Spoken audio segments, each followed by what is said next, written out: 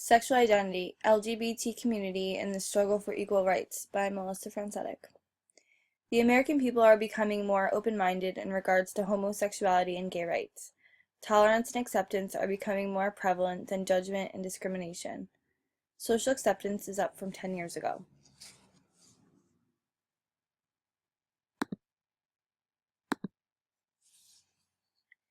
The LGBT movement, in terms of gay marriage, connects to the topic of sexual identity.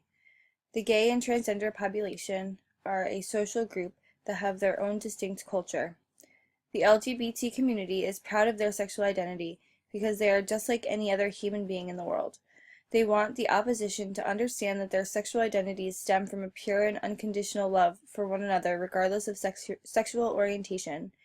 In a 2009 quote by Katz, "Only when we stop assuming an invariable essence of heterosexuality will we begin the research to reveal the full variety of sexual emotions and behaviors."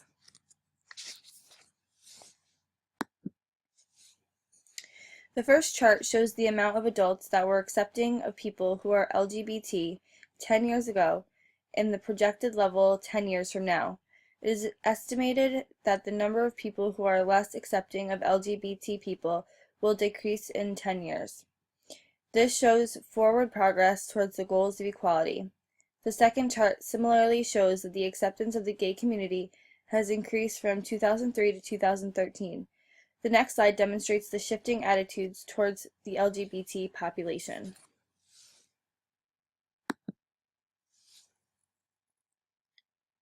This chart adds a few more topics that the gay and lesbian community have dealt with in the form of discrimination and marriage inequality from 2003 to 2013.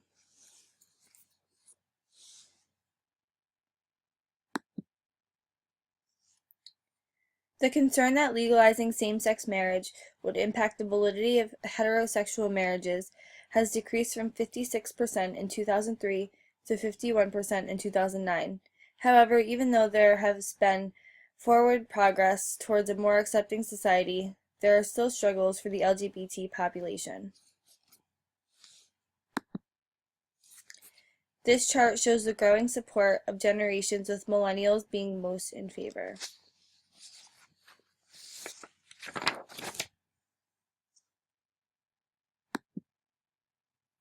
Gay people did not have the same rights in regards to marriage equality and were denied the ability to share medical insurance or get access to medical updates on a sick or injured partner.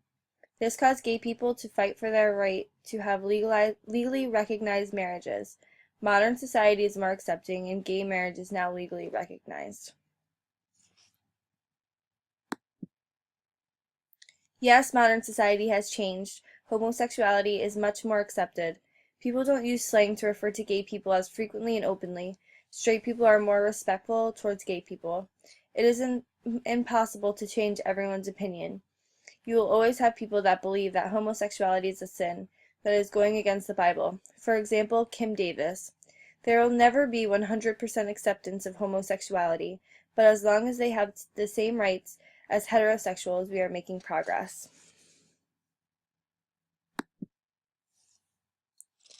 Mostly gay people are affected by this issue, and also people who disagree with gay marriage. Other than that, gay marriage does not change anything for straight individuals.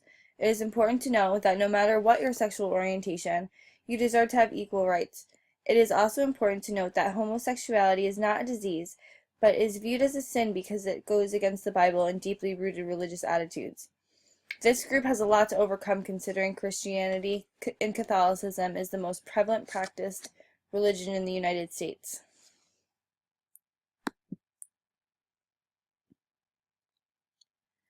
A journal entry I chose relates to the education of young adults in schools in the states of Tennessee and Missouri.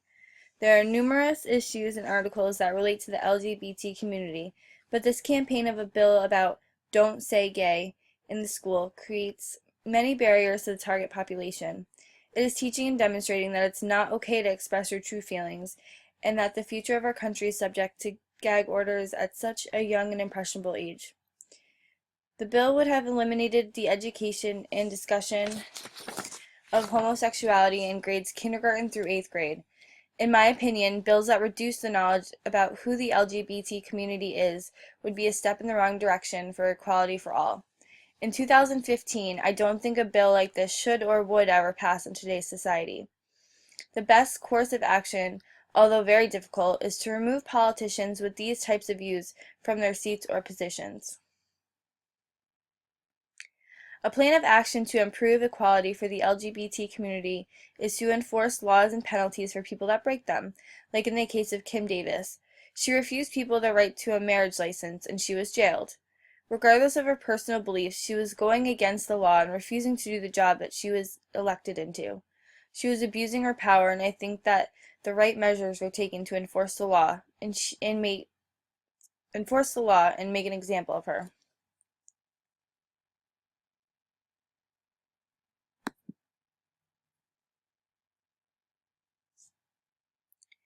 There are 29 states that lack or have no rights to protect the LGBT community. I would institute a policy that emphasizes allocating necessary funds to program leaders and politicians that support the movement in these states. Social media is a steadfast growing trend that can benefit my plan to get the LGBT community moving in the right direction.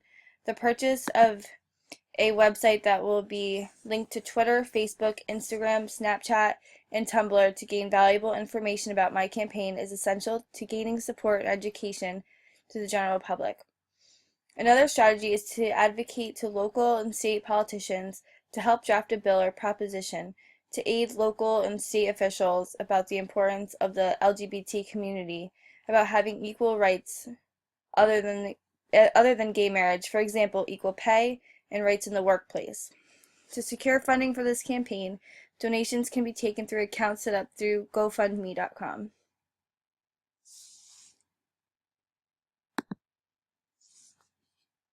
I would like to enforce penalties for those who discriminate against gay people, have educational programs and sensitivity training for government officials, private and public institutions, universities, and employers. As of April 2015, DC officials announced a bill that can help advocate equality in terms of health care. Today, Washington, D.C. Council members David Grosso and Yvette Alexander will introduce a bill that would require continuing education for licensed health professionals on the subject of cultural competence and appropriate clinical treatment for individuals who are lesbian, gay, bisexual, transgender, gender nonconforming, queer, or questioning their sexual orientation or gender identity and expression. These types of bills are examples of the action I would like to take in my campaign.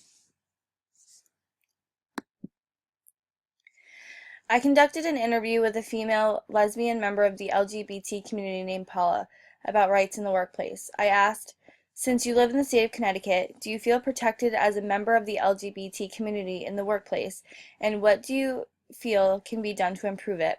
Paula stated, "At my workplace, a large company called Frito-Lay in the state of Connecticut, I was very protected on my sexuality. They never used my sexuality against me when getting a promotion or transferring to different jobs throughout the plant. Many of my coworkers were gay, including leaders of the department where I worked. They never brought up my sexuality for any reason. We even had a class about diversity in the workplace.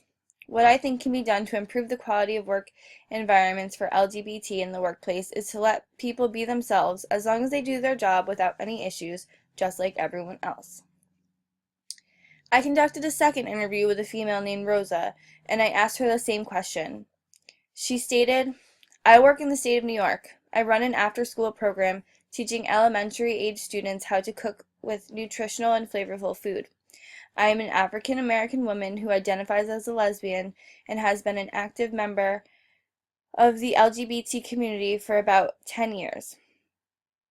Legally, yes, I do feel protected, but I still feel marginalized by my coworkers. Sometimes they make jokes about my girlfriend and activities that I do on my free time, such as attending gay pride festivals and gay and lesbian social events. They don't seem to intentionally be malicious, but they are inappropriate for the workplace and sometimes make me feel uncomfortable or ostracized. I sometimes notice that I do not get invited to attend non-work related functions, such as happy hours, because I feel that some of my coworkers may not know how to act around me in a social setting. As far as my actual job, my bosses do not seem to be fazed by my lifestyle choices. However, when there are functions like Christmas parties hosted by supervisors and managers, I notice that invitations to spouses are always extended, but my partner does not always get the same invites. Currently, there is no system in place such as diversity training or sensitivity training. However, if I could change something, I would request to have staff attend such classes, especially since some of the younger counselors tend to make offensive jokes about homosexual people in general. I sometimes feel uncomfortable being expressive about my personal life, even when other coworkers of mine tell me about their relationships with their heterosexual partners. The difference in answers shows the discrepancy of workplace acceptance and how we need to make changes to achieve a unified feeling of equality. Teaching people how to handle their feelings when they disagree with a person's lifestyle is not easy, but giving them tools to make the workplace or any environment fair and equal is important. Also, enforcing laws about recognizing rights can help people be reminded to not let their judgments take away someone else's rights. I'll leave you with this PSA video by Out and Equal Workplace Advocates.